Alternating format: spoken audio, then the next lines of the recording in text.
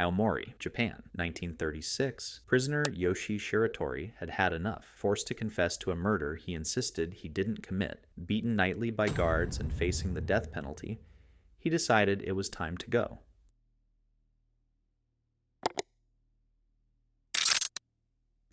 Aomori Prison wasn't easy to leave, but he had nothing to lose. He studied the guards' routine for months. There was a 15-minute gap at dawn. At 5:30 a.m., he made his move. From a bathhouse bucket's metal support ring, he had fashioned a thin wire. His hands were numb from cold, but he worked the lock. After a few minutes, the cell door swung open. He knew the danger wasn't over. More locked doors lay between him and the outside. Racing the patrols, he picked his way through each. He made it out of the building, but still lay inside the search perimeter. When the guards checked his cell at 5:45, they saw a sleeping figure under a futon. What they didn't know was beneath the blanket, a pile of loose floorboards made to fool them. By morning, the alarm sounded. Too late. Shiratori was gone. 3 days later, he was caught trying to steal supplies from a hospital. Back in the slammer, and this time the courts responded harshly. Life in prison. His wife and child, his family, slipped further away. Months of planning had bought only 3 days of freedom. 6 years passed. In 1942, amid the war, Shiratori was transferred north to Akita Prison.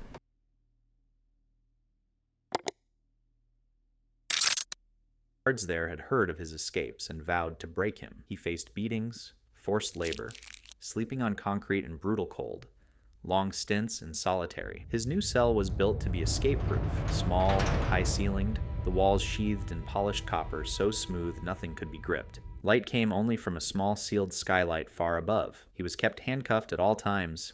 Still, one man there showed him small mercy. Head guard Kobayashi never struck him, and sometimes checked on him. That little kindness helped keep his will alive, until the night of June 15th. It was a stormy night. A guard peered into the cell and found only the handcuffs on the floor. Yoshie had vanished. How? The guards assumed handcuffs would hold him. They were wrong. Shiratori was a master at escaping restraints, lockpicking one method among many. He'd scavenged a loose wire, perhaps from something Kobayashi brought. Freeing himself, he placed his palms and the soles of his feet on the copper and began to climb. He moved like a lizard up the slick wall, every night loosening the Skylight's wooden frame a bit more. He'd climb down and put the cuffs back on, so no one would be suspicious. After months, the frame finally came loose. On a stormy night, he slipped through the Skylight and disappeared over the roof. 3 months later, he knocked on Kobayashi's door, disheveled, hungry, asking for a favor. Shiratori told the guard he'd escaped because of abuse and wanted to hand himself to the Justice Department to expose the cruelty and sue for reform, hoping Kobayashi would vouch for him. Kobayashi listened, then called the police. Shiratori was captured again. He vowed never to trust an officer of the law. The judge sent him even farther north, to Abashiri Prison in Hokkaido, the coldest, harshest penitentiary in the country. No man had ever escaped that place.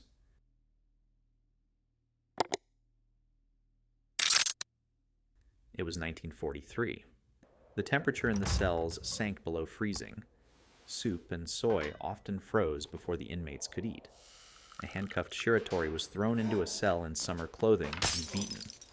He raged, tore at his cuffs, proved he had strength enough to break them, but showing that only helped the guards build a profile. Lockpicker, climber, strong. The authorities then created the ultimate Shiratori-proof cell. Steel fixtures, no rot, openings smaller than a man's body, iron handcuffs that tied his hands behind his back, and heavy leg chains that made standing a struggle. The cuffs weighed 20 kilograms, had no keyhole, and required 2 metalworkers and hours to remove. His wounds festered. His food was cut in half. It was designed to grind him down, but he had time. Every day the guards slid his meager bowl of miso through the hatch. He saved scraps. At night he dabbed salty broth onto bolts and joints. The salt slowly corroded the metal. Months passed. A screw loosened. He used it as a tool. Over the spring, more bolts gave way. He removed the cuffs and the steel frame, but the opening was smaller than his body. What the guards hadn't accounted for was his ability to contort.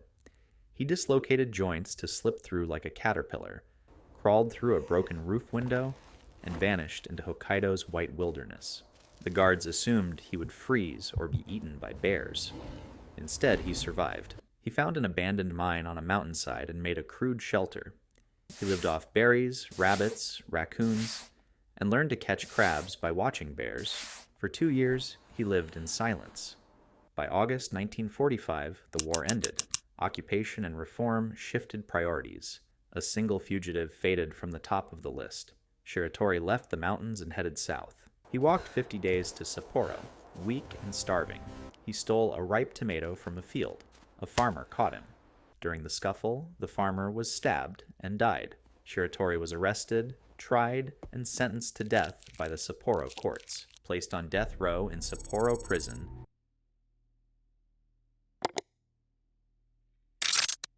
Shiratori faced the tightest security yet. Guards reinforced doors, ceilings, bars, and windows.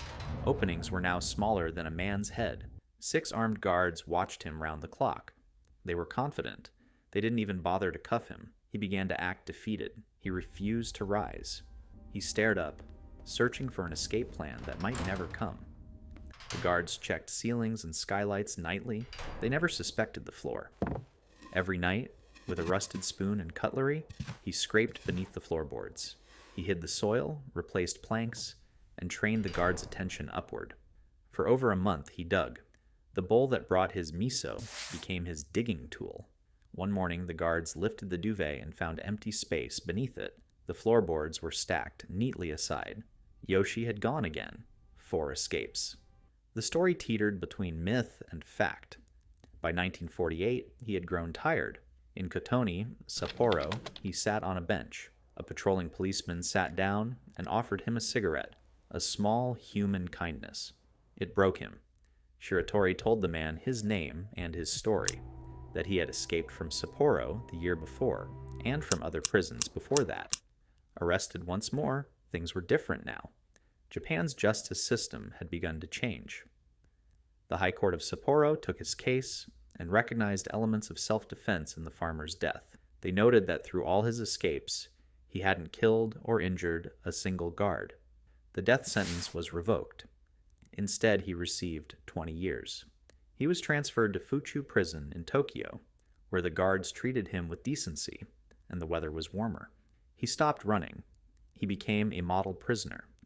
In 1961, after years behind bars and at last paroled, Yoshie Shiratori walked free. He returned to Aomori to see his daughter, the only family left. In Japan, he became a legend, the man who escaped 4 prisons.